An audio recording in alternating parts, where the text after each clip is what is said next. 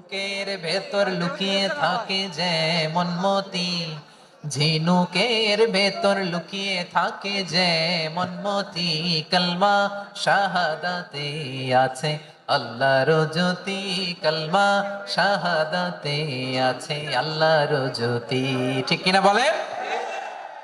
মক্কা বিজয়ের আগে মুসলিম হলেন, হওয়ার পরে বিশ্বনবীর টার্গেট ফুলফিল হলো। ওই যে টার্গেট করে রেখেছেন আর দোয়া করেছেন, খালিদ বিন ওয়ালিদ যদি মুসলিম হয় তাকে আমি মিলিটারি চিফ বানাবো।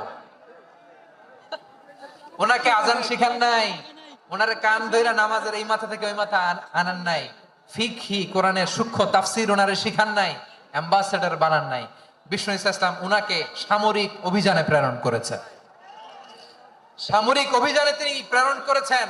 ওনার জীবদ্দশায় ওনার নেতৃত্বে যতগুলো যুদ্ধ হয়েছে একটা যুদ্ধেও তিনি পরাজয় বরণ করেন না।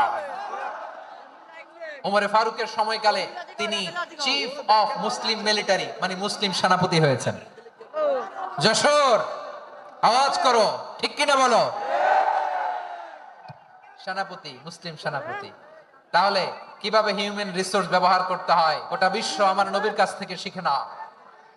খালিদ বিন ওয়ালিদ, ওনাকে বিশ্বনবী একটা উপাধি দিয়েছেন। উপাধিটা হচ্ছে সাইফুল্লাহিল মাসলুল, আল্লাহর নাঙ্গা তরবারি, আল্লাহর খোলা তরবারি, দ্য ওপেন সোর্ড অফ আল্লাহ। খালিদ বিন ওয়ালিদ মুসলিম সেনাপতি। হাসান বিন সাবিত নাম শুনছেন?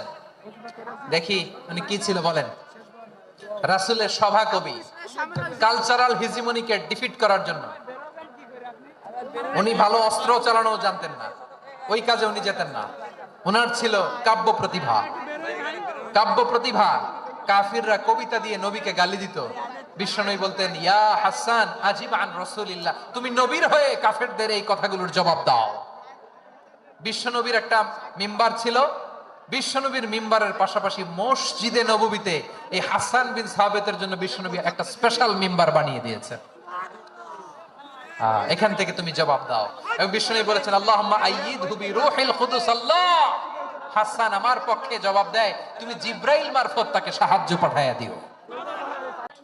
নবীর কবি, উনি কবিতা দিয়ে এমন উচ্চাঙ্গের ভাষায় কবিতা দিয়ে তিনি জবাব দিতেন, কাফিরদের গা শিহরে যেত, তাদের হৃদয়ে আগুন ধরে যেত। তাহলে এরকম কবিরও দরকার আছে না নাই? এখন যাকে আল্লাহ দিছে কাব্য প্রতিভা, এরা যদি আপনি যুদ্ধের ময়দানে পাঠান হবে? যারা দিছে সুরেলা গলা, এরা যদি অ্যাম্বাসেডর বানান হবে না। হাসান বিন সাবিত হুযায়ফা ইবনুল ইয়ামান বিশ্বনবীর গোয়েন্দা বিভাগের প্রধান। কিসের প্রধান? হুযায়ফা ইবনুল ইয়ামান। ওনার ছিল ডিটেকটিভ মাইন্ড, ডিটেকটিভ মাইন্ড, গোয়েন্দা বিভাগের প্রধান। এবং উনি হচ্ছেন সাহিবু সিররি রাসূলিল্লাহ, রাসূল সাল্লাল্লাহু আলাইহি ওয়াসাল্লামের গোপন তথ্যের ধারক বাহক। নবীর যেই কথা কেউ জানে না, সব হুযায়ফার পেটের ভিতরে ছিল। সুবহানাল্লাহ পড়েন। মুআয ইবনে জাবাল মদিনা রাষ্ট্রের সবচেয়ে সিনিয়র আমলা ছিলেন। আমলাতন্ত্র চিনেন তো? প্রশাসনিক কাজ যারা চালায়, অ্যাডমিনিস্ট্রেশন বোঝেন না? The department of administration. মদিনার রাষ্ট্রের সিনিয়র আমলা মুআয ইবনে জাবাল মুতাখাসসিসুন ফিল হালাল ওয়াল হারাম, হালাল হারামের স্পেশালিস্ট ছিলেন। বিশ্বনবী উনাকে ইয়ামানের গভর্নর করে পাঠিয়েছেন। বলেছেন, ইন্নাকা তা'তি কওমান আহলা কিতাব, এমন গোষ্ঠীর কাছে যাবা ইহুদি নাসারা, আগে শাহাদা পড়লে এরপর নামাজের দাওয়াত দিও, নামাজ পড়লে যাকাতের দাওয়াত দিও। গভর্নরের অ্যাটিটিউড যেমন থাকে তেমন অ্যাটিটিউড ধরে রেখো। সুবহানাল্লাহ পড়েন।